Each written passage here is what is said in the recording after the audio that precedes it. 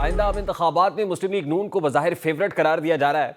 हर तरह का मैदान उनके लिए साजगार है। नून लीग के सियासी मुखालिफ पंजाब में या तो बहुत ज़्यादा कमज़ोर हैं और जो बज़ाहिर ताकतवर थे 9 मई के बाद दीवार से लगे हुए हैं।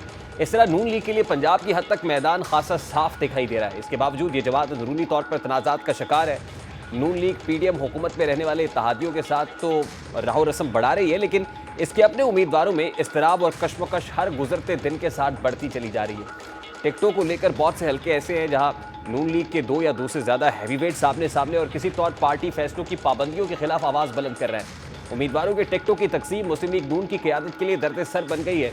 टिकटों की तकसीम के लिए नून लीग की क़यादत सर जोड़ रही है, लेकिन मसले कम होने की बजाय मजीद बढ़ते चले जा रहे हैं। पंजाब के हल्का 121 में टिकट के हुसूल के लिए शेख रोहेल असगर और अयाज सादिक की लड़ाई से नून लीग की आला क़यादत खासी परेशान दिखाई देती है। इतलात के मुताबिक लाहौर के पार्लिमानी पार्टी के इजलास में रोहेल असगर ने क़यादत पर वाज़ेह किया है कि वो किसी भी तौर 121 से सरेंडर नहीं करेंगे, क्योंकि ये उनका आबाई हल्का है। उनके वालिद और दादा भी इसी हल्के से इलेक्शन लड़ते रहे हैं और अगर अयाज सादिक को उनके मुकाबले में टिकट दिया जाता है वो इंडिपेंडेंट हैसियत में कंटेस्ट करेंगे। इन दोनों मोहम्मद जुबैर भी पार्टी क़यादत और पार्टी से कुछ शिकवे करते हुए महसूस हो रहे हैं। एक तो नून लीग के अंदरूनी इख्तलाफात शिद्दत इख्तियार करते हुए महसूस हो रहे हैं और दूसरा पार्टी कायद से मुताल्लिक कल एक important case supreme court of Pakistan में लगा हुआ है, जहां सुप्रीम कोर्ट ऑफ पाकिस्तान का 7 रुकनी बेंच ताहयात नाअहली से मुताल्लिक फैसला करेगा और इलेक्शन एक्ट में तरमीम और फिर ताहयात नाअहली से मुताल्लिक जो अबहाम मौजूद है वो सुप्रीम कोर्ट ऑफ पाकिस्तान को क्लियर करना है, जिसके बाद ही पाकिस्तान मुस्लिम लीग नून के कायद नवाज शरीफ और IPP के पैटर्न इन चीफ जहांगीर तरीन के इलेक्शन लड़ने से मुताल्लिक राह हमवार हो सकेगी। इस वक्त गौस खान न्याजी पाकिस्तान मुस्लिम लीग नून के रहनुमा हमारे साथ मौजूद हैं, उनसे बात करते हैं। अस्सलाम वालेकुम न्याजी साहब, बहुत बहुत शुक्रिया आपके वक्त के लिए। सबसे पहले तो ये कहिएगा कि सुप्रीम कोर्ट ऑफ पाकिस्तान का 7 रुकनी बेंच कल इंपॉर्टेंट केस की समाअत करने जा रहा है। क्या पार्टी कायद मियां नवाज शरीफ इलेक्शन लड़ते हुए दिखाई दे रहे हैं आपको? जी बिल्कुल, मियां साहब केस इलेक्शन लड़ेंगे। जिन केसेस की बिना पे मियां साहब को नायल किया गया और जिस जो फैसला हुआ था कि उसमें था कि बज़ाहिर लगता है कि मियां साहब के इस केस में इन्वॉल्वमेंट है, इसलिए मियां साहब को नायल किया जाता है फॉरएवर। लेकिन जिन पे केसेस पे और वो जो जैसे इजाज़ हसन के निगरानी में बोर्ड समाअत की और फैसला दिया, फिर हाई कोर्ट ने उसको सेट असाइड कर दिया और जिस फ्लैगशिप के तो वैसे बरी हो गए मियां साहब।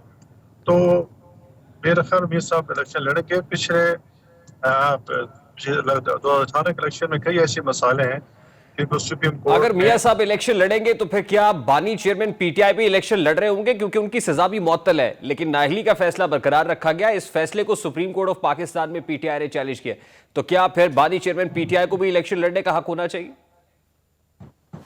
हम जमहूरी लोग जी हम जमहूरी लोग हैं, हम तो चाहते हैं इलेक्शन लड़े, सबके लिए मैदान खुला होना चाहिए और फ्री एंड फेयर इलेक्शन होना चाहिए। हम तो कभी नहीं डरे से, बिल्कुल उसको मौका मिलना चाहिए। पाकिस्तान लेकिन तहरीक ऐसे इंसाफ ने लोग लेवल जिनको प्लेइंग फील्ड का मुतालबा किया है। जो सुप्रीम कोर्ट ऑफ पाकिस्तान 3 जनवरी को इस केस की समाअत भी करने जा रहा है, तो आपको लगता है कि लेवल प्लेइंग फील्ड तभी क्रिएट होगा जब बानी चेयरमैन PTI को भी प्लेइंग फील्ड में खेलने का मौका दिया जाएगा? देखो, जो लोग 9 मई के वाकयात में मुलविस हैं, अगर खान साहब उसमें मुलविस हैं या कोई उन पे जुर्म नहीं है, अगर उस पे वो क्वालिफाई करते हैं तो इलेक्शन लड़ना चाहिए। हमने कब कहा है? देखो, हम उसमें मुद्दई तो नहीं है, कानून ने अपना रास्ता अपनाया है और उस पे डिस्क्वालीफाई 5 साल के लिए हो गए थे। नहीं, अब लेकिन अगर उनको डिस्क्वालिफिकेशन तो न्याजी साहब तोशा खाना केस इजाजत में है ना। देती डिस्क्वालिफिकेशन 9 मई में तो नहीं है। अगर नहीं है तो जिस केस में नाअहली हुई है, उसने तोशा खाना केस, उसमें अगर वो अलाउ करते हैं, मुअत्तल है, अगर फिर मुअत्तल का मतलब ये नहीं होता कि केस खत्म होगा। कन्विक्शन तो है उसमें, अगर मुअत्तल है तो वक्ती तौर पर मुअत्तल है ना, तो उसको कोर्ट ये देखेगी, सारे पहलू देखेगी। ऐसा बल्ले का निशान PTI को मिलने पर तो पूरी नून लीग सरापा एहतजाज है, अदालत को हदफ तनकीद बनाए हुए है। तो अगर बानी चेयरमैन PTI को भी इलेक्शन लड़ने का मौका फराम कर देती है अदालत, तो फिर खासतौर पर आपकी जो पार्टी है वो अदालत के साथ क्या करेगी? देखो जी, हम इस बात पे नहीं है कि बल्ले का निशान मिल रहा है। हमारा ये मौक़िफ़ है कि अदालत से उनको आउट ऑफ द वे जाके रिलीफ मिलता है। ये हमने भी 3-4 साल गुजारे हैं जेलों में और हमें परमिशन हासिल किया गया और उनको इतनी सहूलतें दी जा रही हैं। अब देखो, खान साहब की जितनी जेल में सहूलतें किसी आम कैदी को मैसर नहीं है। हमें तो वो मतलब कोई मुशक्कत ही नहीं होता था और फिर उस पर जो खाना जो है वो जेल का खाना दिया जाता था, उनको पसंद का खाना दिया जा रहा है, उनको देसी बुर नहीं तो आप पहुंचाया क्या जा कह रहे हैं कि उस वक्त अगर अदालत अनजस्टिफाइड एक्ट कर रही थी, गलत फैसला दे रही थी, तो आज भी अदालत से आप ऐसे ही एक्सपेक्ट करते हैं कि वो आपके हक में फैसला दे और आइन और कानून को बाला ताक रखते हुए फैसले सुनाए?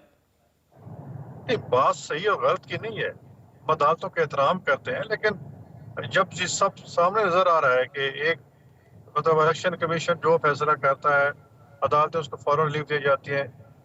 उसको गिरफ्तार पहले किया गया, फिर दूसरे दिन जमानत हो गई, या फिर अब सजा के तौर पर वो जेल के अंदर है। उनके जितने बंदे हैं उनको आउट ऑफ वे रिलीफ दिया जाता है। तो ये हमारा ये है कि बता दो हमारे लिए, देखो हमारे दौर में तो मियाँ साहब के से सदारत भी छीन ली गई, हालांकि वो बिल कौमी असम्बली और पार्लियामेंट ने पास किया था कि मियाँ साहब पार्टी की सदारत रख सकते हैं। वजह क्या थी कि ये नाअहल है। अच्छा लहर साहब, अब इस खान वक्त साहब पाकिस्तान को मुस्लिम लीग नून जो के है ना वो अंदर जो टिकट्स की तकसीम के हवाले से गैर यकीनियत मौजूद है, ये कब तक गैर यकीनी के बादल छट जाएंगे? क्योंकि पंजाब में खास तौर पे आपके अपने ही जो रहनुमाएं हैं जिन्होंने पार्टी के लिए बहुत जो लॉयलिस्ट रहे हैं, कुर्बानियां दी हैं, वो भी अभी गुमगू की कैफियत में है कि उनको टिकट मिल रहा है कि नहीं मिल रहा। रोहेल असगर की बात की जाए अगर लाहौर से, तो वो कहते हैं कि अगर मेरे मुकाबले में याद सादिक को उतारना है तो मैं इंडिपेंडेंट हैसियत में लड़ लूंगा। इसी तरह से अलीम खान साहब भी वहीं से इलेक्शन कंटेस्ट करना चाहते हैं, जो उनका हलका है जहाँ से वो इलेक्शन कंटेस्ट करते रहे हैं। मरियम नवाज साहिबा को वहाँ से उतारने का फैसला किया है, लेकिन अलीम खान को कैसे राम करेंगे? इसी तरह मुताद्दिद कॉन्स्टिट्यूंसी के अंदर जो है प्रॉब्लम है। फैसलाबाद के अंदर तलाल चौधरी का प्रॉब्लम है, शेर वसीर इलेक्शन लड़ेंगे या तलाल चौधरी लड़ेंगे? तो इस सारे मामले को कैसे को काउंटर फाइट करेंगे? इस पर आपकी पार्टी क्या कर रही है? देखिए जी, मुस्लिम लीग एक बड़ी पार्टी है, उसके अंदर बहुत सारा टैलेंट भी है, बहुत से उम्मीदवार इलेक्शन लड़ना भी चाहते हैं। तो ज़ाहिर है पार्टी उसके लिए वे आउट निकालेगी। उन्होंने तमाम पाकिस्तान से उम्मीदवार इंटरव्यू मुकम्मल कर लिए हैं। अब 13 तारीख है जनवरी अपना इलेक्शन सैंपल जमा कराने की। उससे पहले पहले सारे ये फासले जो है फैसले हो जाएंगे और मुतल्लिका बंदों को टिकट दे दिए जाएंगे। जरूर उसमें कोई नाराज भी होंगे, रिफ्ट भी होगी, लेकिन जब पार्टी जो बेहतरीन उम्मीदवार होंगे उनको उतारेगी और एक कंसेंसस के साथ उतारेगी। नहीं, व्हाट डू यू सजेस्ट कि पाक पीटीआई के ये मुनर्रिफीन को प्रेफर करना चाहिए पार्टी लॉयलिस्ट के ऊपर, या फिर जो पार्टी लॉयलिस्ट हैं, जो आपके अपने वर्कर्स हैं जिनकी स्ट्रगल रही है, उनको प्रेफर करना चाहिए सीट एडजस्टमेंट वाले मामले में? देखो जी, मैं तो सियासी वर्क छोटा सियासी वर्कर हूँ। मेरे तो ये ख्वाहिश होगी कि जो पार्टी की जो लायल रहे हैं, जो